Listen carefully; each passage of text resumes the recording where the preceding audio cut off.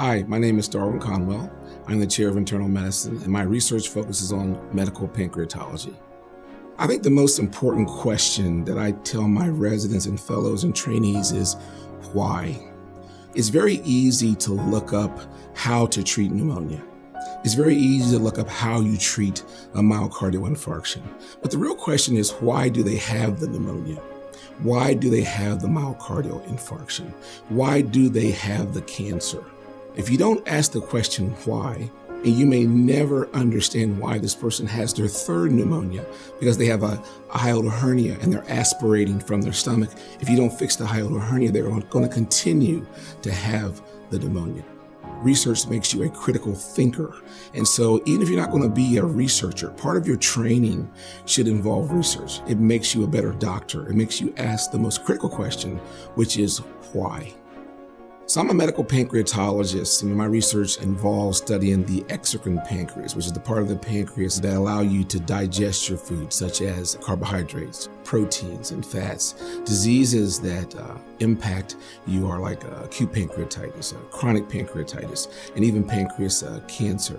The NIH is very interested in diabetes and the relationship between diabetes and chronic pancreatitis and cancer.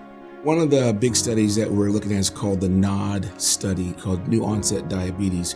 Not all patients that have diabetes develop pancreas cancer, obviously, but some patients, and it's not uncommon, we see some patients in our clinic that will be diagnosed with pancreas cancer who a year earlier have glucose intolerance or diabetes. So we're studying patients that develop diabetes and looking to see if we can find something in their blood that may be a disease biomarker as a precursor to pancreas cancer. Because early detection is definitely the way that we can cure and treat this disease before it becomes full-blown.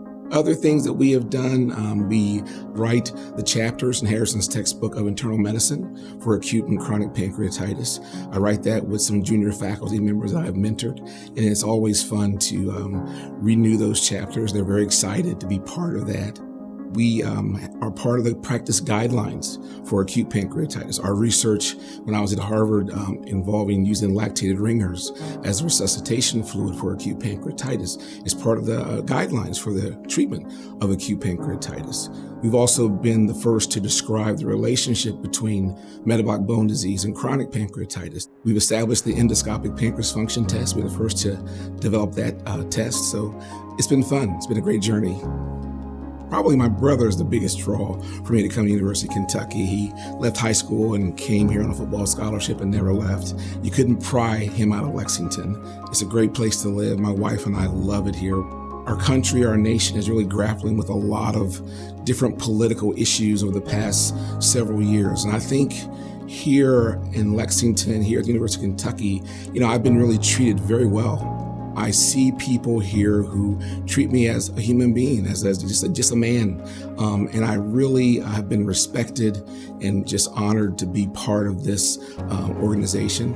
I think I was brought here by Dr. DePaula to really lift the research enterprise. The clinical enterprise is extremely strong. Education is extremely strong. Basic science research is extremely strong. What we need to do now in our clinical side is to start to build translational links with our basic scientists. And this is a great time to do it. It's ripe for that opportunity right now. So that's what I'm looking forward to doing, and it's going to be fun doing it.